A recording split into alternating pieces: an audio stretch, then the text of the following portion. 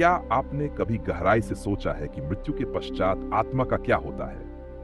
क्या आपने कभी कल्पना की है कि हमारे जीवन के कर्म किस प्रकार मृत्यु के बाद हमारे भाग्य का निर्धारण करते हैं? गरुड़ पुराण हमें यही सिखाता है, एक ऐसा रहस्य जिसे जानकर कोई भी व्यक्ति पाप करने से पहले 100 बार सोचेगा। जब किसी व्यक्ति की मृत्यु होती है तो उसकी आत्मा शरीर से निकलकर अदृश्य संसार में प्रवेश करती है।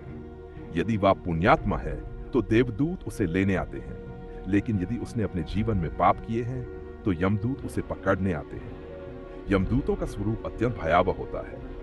वे विशालकाय होते हैं, उनकी आंखें अंगारों की तरह जलती हैं और उनके हाथों में लोहे की मोटी जंजीरें होती हैं। वे पापी आत्मा को घसीटते हुए यमलोक की ओर ले जाते हैं। इस यात्रा के दौरान आत्मा अत्यधिक पीड़ा सहती है। गरुड़ पुराण में कहा गया है कि यमलोक की ओर जाने वाला मार्ग अत्यंत कठिन और कष्टदायक होता है। आत्मा को जलते हुए रेगिस्तान, कांटों से भरी भूमि और नुकीले पत्थरों के रास्ते से होकर गुजरना पड़ता है। रास्ते में कई भयंकर जीव आत्मा पर हमला करते हैं, लेकिन यमदूत उसे आगे बढ़ने के लिए मजबूर करते रहते हैं। आत्मा बार बार रोती है, गिड़गिड़ाती है, लेकिन अब कोई सुनने वाला नहीं होता। सबसे कठिन परीक्षा तब आती है जब आत्मा वैतरणी नदी के किनारे पहुंचती है। वैतरणी कोई साधारण नदी नहीं है, यह रक्त, कीचड़ और विष से भरी हुई होती है। इसमें विशाल मगरमच्छ, जहरीले सांप और भयानक जलचर रहते हैं जो आत्माओं को कष्ट पहुंचाते हैं। केवल वे आत्माएं जो जीवन में गोदान कर चुकी होती है, वे इस नदी को पार कर पाती हैं। अन्य आत्माओं को इसे अपने पापों के भार के साथ पार करना पड़ता है, जो उनके लिए असहनीय पीड़ा का कारण बनता है। वैतरणी पार करने के बाद आत्मा यमराज के दरबार में पहुंचती है, जहां चित्रगुप्त पहले से मौजूद होते हैं। चित्रगुप्त, जो हर जीव के कर्मों का लेखा जोखा रखते हैं, आत्मा के जीवन के हर अच्छे और बुरे कर्म को पढ़ते हैं। जब आत्मा अपने पापों को सुनती है तो उसे समझ आता है कि उसने कितनी गलतियां की हैं, लेकिन अब पछताने से कुछ नहीं होगा। अब उसे अपने कर्मों का फल भोगना ही पड़ेगा। गरुड़ पुराण में 5 प्रकार के नरकों का वर्णन मिलता है, जिनमें से प्रत्येक में विशेष प्रकार की यातनाएं दी जाती हैं। सबसे पहले आता है तमिस्र नरक, जहां वे लोग भेजे जाते हैं जिन्होंने अपने जीवन में दूसरों को धोखा दिया, झूठ बोला और बेईमानी से धन कमाया। यहां आत्माओं को लोहे की जंजीरों से बांधकर मारा जाता है और भयानक अंधकार में छोड़ दिया जाता है, जहां वे तिल तिल कर यातना सहती हैं। उसके बाद अंधतमिस्र नरक आता है, जहां उन लोगों को भेजा जाता है जिन्होंने अपने परिवार के सदस्यों को धोखा दिया या किसी निर्दोष को प्रताड़ित किया।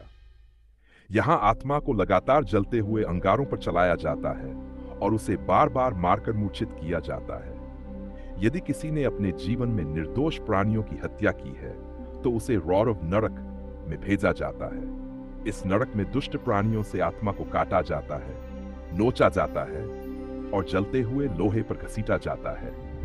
पीड़ा इतनी भयानक होती है कि आत्मा चिल्लाती रहती है, लेकिन वहां उसकी चीख सुनने वाला कोई नहीं होता। जो लोग मांस भक्षण करते हैं और निर्दोष पशुओं को मारते हैं, उन्हें कुंभीपाक नरक में भेजा जाता है। इस नरक में आत्मा को उबलते हुए तेल की कड़ाही में डाल दिया जाता है, जहां वह बार बार जलती है लेकिन मर नहीं पाती। ये यातना तब तक चलती रहती है जब तक आत्मा अपने सभी पापों से मुक्त नहीं हो जाती। जो लोग अपने माता पिता का अपमान करते हैं, उन्हें कृतघ्न नरक में भेजा जाता है। यहां उन्हें जलते हुए अंगारों पर घसीटा जाता है और उनकी जीभ काट दी जाती है ताकि वे कभी भी किसी का अपमान न कर सकें।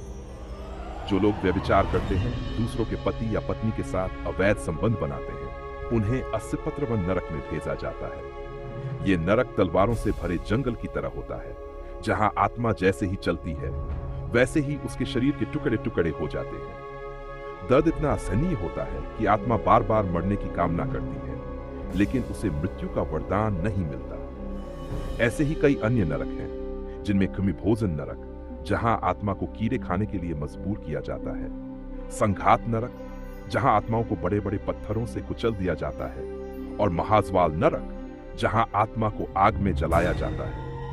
लेकिन गरुड़ पुराण केवल नरक की यातनाओं का ही वर्णन नहीं करता, बल्कि ये हमें यह भी सिखाता है कि इन पापों से कैसे बचा जा सकता है।